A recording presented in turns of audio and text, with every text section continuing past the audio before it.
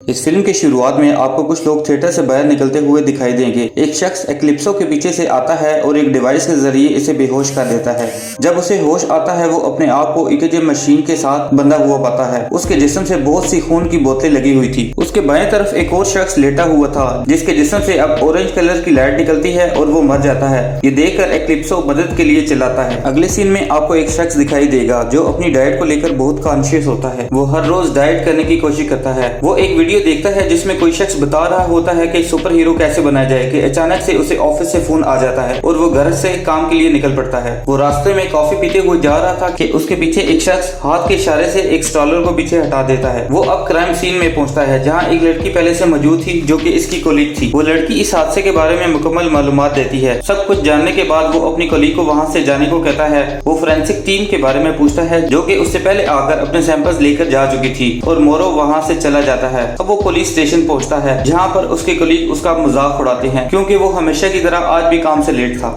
Chief officer के desk में 3 super hero की तस्वीरें मौजूद थी और अब वो मोरो को उस फीमेल ऑफिसर से मुलाकात करवाता है। इसका चीफ इसकी सुस्ती और काम में दिलचस्पी न लेने की वजह से काफी नाखुश था। अब मोरो वहां से मायूस होकर बाहर चला जाता है। वो अपना लॉकर खोलता है और वहां से चिप्स खाता है कि इसी दौरान उसे कुछ याद आता है। उसकी पार्टनर उसे बताती है हमें फौरन से एक हाई स्कूल में जाना होगा जहाँ बहुत से बच्चे खुद को आग से बचा रहे होते हैं। ये आग एक लड़का अपनी पावर इस्तेमाल करके निकाल रहा होता है। एक लड़की जिसकी आंखें अब नीली हो रही थी वो खुद को बाथरूम में छुपा लेती है। उसकी आंखों में से अब बिजली निकल रही थी और ये सब मंजर एक लड़का देख रहा था। इतनी ही देर में मोरो और वो ऑफिसर भी हाई स्कूल में पहुंच जाते हैं और सारी सिचुएशन का जायजा लेते हैं। मोरो अब वहां अपनी गन छोड़कर क्राइम सीन की तरफ निकल पड़ता है। अब वो उस लड़के के पास जाकर उसे रिलैक्स करने की कोशिश करता है।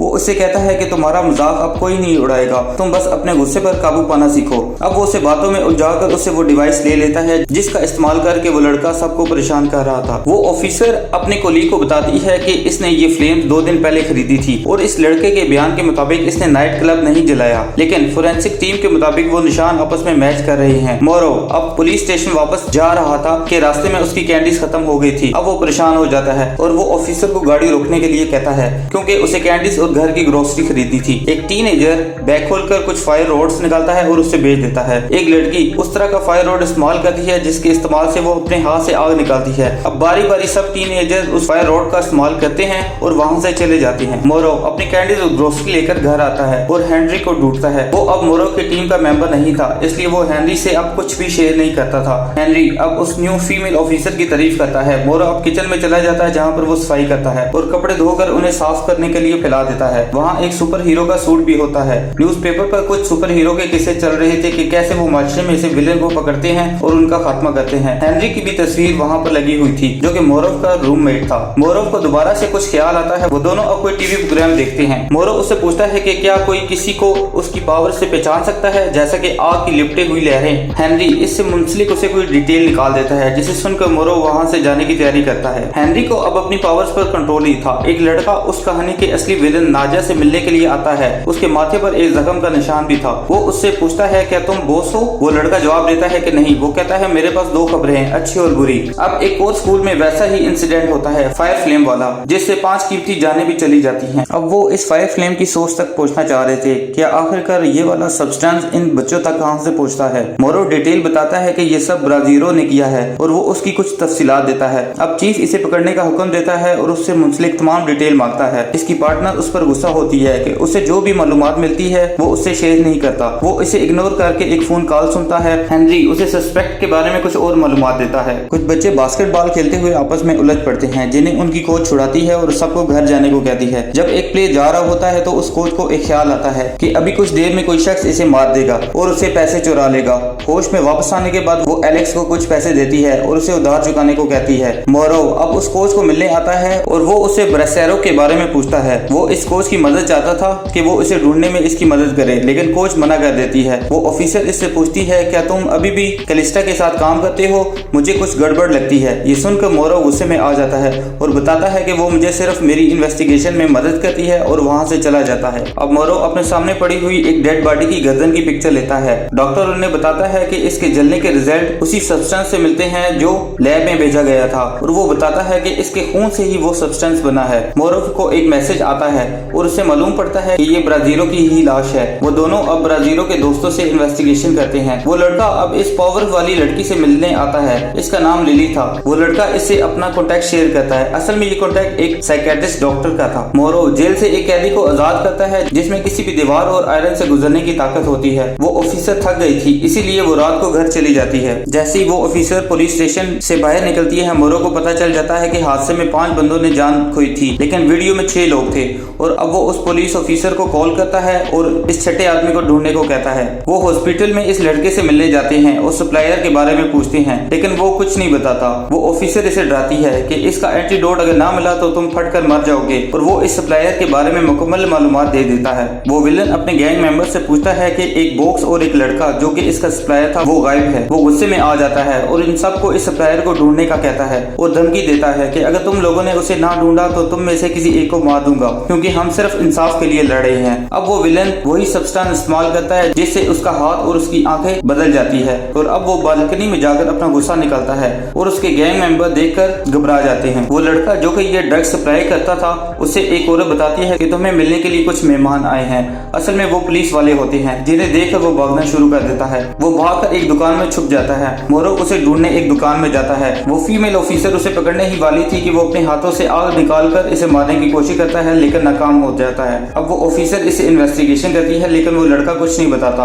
और अब मोरो उसे इन्वेस्टिगेशन के लिए जाता है, लेकिन उससे भी कुछ हासिल नहीं होता और वो नाकाम लौटता है। मोरो पास में किसी रेस्टोरेंट से डिनर लाने के लिए बाहर निकलता है। हेनरी उसे कॉल करके बताता है कि एक और आदमी जिसके पास पावर्स हैं वो गायब है और उसका नाम एक्लिप्सो है और वो लोगों को नाबीना कर सकता है। अचानक से उसे धमाके की आवाज सुनाई देती है और ये धमाका पुलिस स्टेशन में हुआ था, जहाँ पर ऑफिसर अंधे हो रहे थे। मोरो जैसे ही पुलिस स्टेशन के अंदर जा रहा था, उसे अपने कोलीग अंधे मिल रहे थे और अब वो उस जाने बढ़ता है जहाँ से उसे शोर की आवाज सुनाई दे रही थी। अब वो ऑफिसर सबसे ऊपर वाले फ्लोर में जाती है जहाँ पर वो विलन मौजूद थे। वो सबको अंधा कर रहे थे। वो इस ऑफिसर को भी अंधा करके वहाँ से चले जाते हैं। मोरो अपनी कोलीग को गिरने से बचाने के लिए उसका हाथ पकड़ने की कोशिश करता है, लेकिन उसे छू नहीं पाता। उसके हाथ से ब्लू लाइट निकलती है, जिसकी वजह से वो ऑफिसर हवा में उड़ना शुरू कर देती है और गिरने से बच जाती है।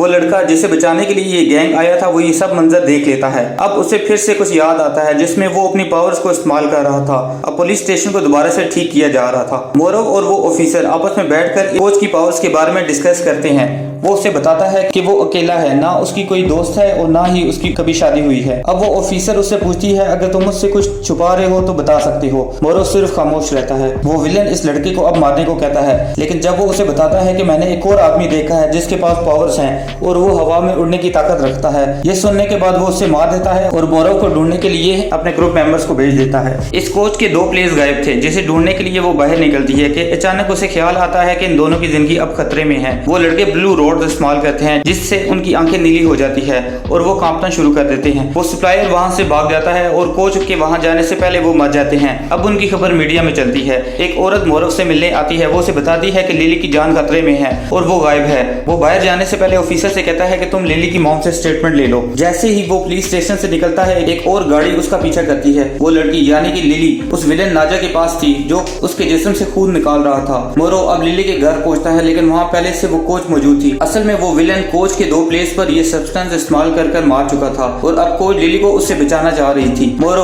अब इसके रूम की तलाशी लेता है, जहाँ पर उसे गार्बेज में से एक फोन नंबर मिलता है। कलिस्टो यानी कि वो कोच वहां से जाने ही वाली थी कि अचानक उसकी नजर ऑफिसर पर पड़ती है और उसे ख्याल आता है कि थोड़ी देर में कोई इसे गोली मार देगा। अब वो उसे बचाने के लिए उसके पीछे जाती है। मोरो पर कुछ लोग हमला करके उसे बेहोश कर देते हैं और उसे किडनैप करने के लिए गाड़ी में डाल देते हैं। कोच को ख्याल आता है कि मोरो अपनी पावर्स का इस्तेमाल करेगा। जैसे ही मोरो अपनी पावर का इस्तेमाल करता है तो गाड़ी फ्लैट हो जाती है। अब वो ऑफिसर और कोच उसे बचाने के लिए वैन की तरफ बढ़ते हैं और उन गुंडों की खूब पिटाई करते हैं। उन गुंडों में से एक ने मोरो को गोलियां मार दी, जिसकी वजह से गाड़ी फिर से ठीक हो जाती है और अपनी असली हालत में आ जाती है। और वो लोग मोरो को वहाँ पर गिराकर वहाँ से भाग जाते हैं। वो दोनों देखते हैं कि उसके जिस्म से तीनों गोलियां खुद बाहर निकलकर हवा में उड़ती है और अब वो इसे हेनरी के पास ले आते हैं। वो ऑफिसर इसकी मरहम करती है और उसके रूम में पड़ी हुई सुपर ह्यूमन की तस्वीर देखती है। अब हेनरी और कोच इस ऑफिसर को मोरो के बारे में सब कुछ सच बता देते हैं कि इसके पास भी ऐसी शक्तियां मौजूद है, लेकिन उसने कभी इसका इजहार नहीं किया। एक रोज वो चारों मिशन में थे। उस दिन तक मोरो को अपनी पावर्स पर सही से कंट्रोल नहीं था। वो एक क्रिमिनल को जिसके हाथ में बंदूक थी अपनी पावर से मारता है। इस हादसे में हमारे चीफ की भी मौत हो जाती है और इसका कसूरवार वो खुद को ठहराता है और अपनी पावर्स का इस्तेमाल छोड़ देता है।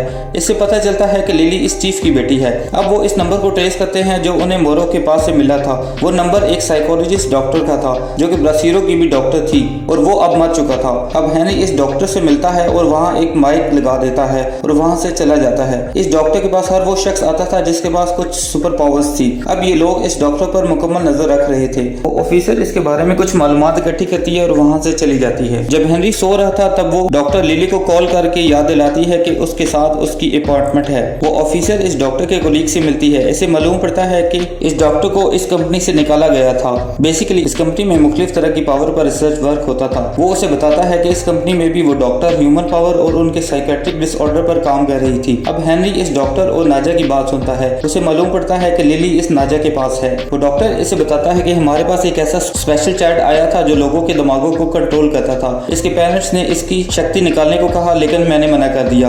नाजा इस डॉक्टर से लिली के बारे में बात कर रहा था। वो उसे लिली को छोड़ने का कहती है लेकिन विलेन इसकी बात नहीं सुनता और उसने सिर्फ रूटीन चेकअप के लिए अब उस डॉक्टर को वहां पर बुलाया था। दूसरी तरफ वो कोच भी इस डॉक्टर का पीछा करती है। वो डॉक्टर बताता है कि इस फीमेल डॉक्टर ने हमसे छुपाकर इस बच्चे पर एक्सपेरिमेंट किया और उसकी पावर को खत्म कर दिया और वो अपने एक्सपेरिमेंट पर कामयाब भी हो चुकी थी, लेकिन वो लड़का पागल हो गया था और उसने अपने पेरेंट्स को भी नुकसान पहुंचाया। इसकी दिमागी हालत की वजह से हमने इसे पागल खाने में बंद कर दिया था और डॉक्टर एलिजाबेथ को यहाँ से निकाल दिया था। वो डॉक्टर अब इस विलन से मिलने इसके ऑफिस जाती है जहाँ वो कोच इसका फोटो खींच देती है और अब वो सारी मालूमात हेनरी और उस ऑफिसर को दे देती है। वो जानती थी कि नाजा को उसके ऑफिस में नहीं पकड़ा जा सकता क्योंकि वो एक भूल भुलैया है और अगर उसने लिली की पावर भी ले ली तो उसे कंट्रोल करना बहुत मुश्किल हो जाएगा। वो डॉक्टर अब लिली का मुआयना करती है और नाजा को बताती है कि पुलिस उसे ढूंढ रही होगी। ये सिर्फ 15 साल की बच्ची है इसलिए इसे छोड़ दो। और नाजा उससे बताता है मैं सिर्फ 10 साल का था जब तुमने मेरे ऊपर तजर्बा किया, इस वक्त तो तुम्हें कोई अफसोस ना हुआ था। अब वो लिली की सुपर पावर इनहेल करता है और गुस्से में आ जाता है और वो उस डॉक्टर को इजाजत दे देता है कि वो लिली का ख्याल रखे। वो ऑफिसर अब मोरो के पास आती है और उससे मदद का कहती है। दूसरी तरफ डॉक्टर एलिजाबेथ पुलिस की मदद मांगती है। मोरो को आज काफी दिनों बाद होश आया था और वो अपनी पावर को महसूस करता है। नाजा की वजह से अब पूरे शहर में क्राइम रेट बढ़ता चला जा रहा था। पुलिस अब नाजा के ऑफिस पर हमले के लिए तैयार थी। नाजा और उसके गैंग मेंबर वहाँ से भागने की तैयारी कर रहे थे। वो वहाँ से तमाम सुपर रॉड्स लेकर लिली के साथ निकल पड़ता है। इसके सब ग्रुप मेंबर भी वो पावर इनहेल करके बाहर आ जाते हैं। इन सब की आंखों से नीले रंग की फ्लैश निकल रही थी। वो अपनी पावर का इस्तेमाल करके ऑफिसर पर हमला करते हैं। हेनरी अपनी पावर का इस्तेमाल करके 2 ग्रुप मेंबर को मारने में ऑफिसर की मदद करता है। वो सब मिलकर इन सब की खूब पिटाई करते हैं और उन्हें सही से मजा चिकाते हैं। नाजा का सामना अब मोरोव से होता है। लिली की वजह से वो उस पर हमला नहीं करता। नाजा इस रॉड की मदद से उस पर हमला कर देता है। वो पुलिस ऑफिसर, कोच और हेनरी सब मिलकर इस विलेन के ग्रुप मेंबर को मार मार के इनका कबाब बना देते हैं। नाजा अब लिली को ढाल बनाकर अपने साथ लेकर जाता है और मोरो पर हमला करता है। अब नाजा के अलावा सब गैंग मेंबर को पुलिस ने पकड़ लिया था। मोरो अपनी ताकत का इस्तेमाल करता है और लिली को उस विलन से अलहदा कर देता है। वो इस विलन को उड़ाकर हवा में ले जाता है जहाँ पर वो विलन अपने ऊपर कंट्रोल नहीं कर पाता और फटकर मर जाता है। मोरो बुरी तरह जख्मी हो जाता है और उसके टीम मेंबर इसे लेकर वहाँ से गायब हो जाते हैं। सारे न्यूज चैनल में अब इस न्यू सुपर हीरो की बातें हो रही थी और सब इसे टाइटन के नाम से याद करते हैं। मोरो अब लिली से मिलने हॉस्पिटल में आता है। लिली उसका शुक्रिया अदा करती है। चीफ इस ऑफिसर पर गुस्सा करता है कि उसकी इजाजत के बगैर उसने ऑपरेशन किया और वो अब इसकी ट्रांसफर कर देता है। हेनरी और वो कोच अपना मनपसंद चैनल एंजॉय करते हैं जबकि बालकनी में मोरो बैठा कुछ सोच रहा था। टीवी में उन सब सुपर हीरोज की तारीफें हो रही थी जिसे सुनकर उन्हें अच्छा लग रहा था। इस ऑफिसर की पोस्टिंग हो चुकी थी और वो जाने से पहले इसे एक मास्क गिफ्ट करके वहां से चली जाती है।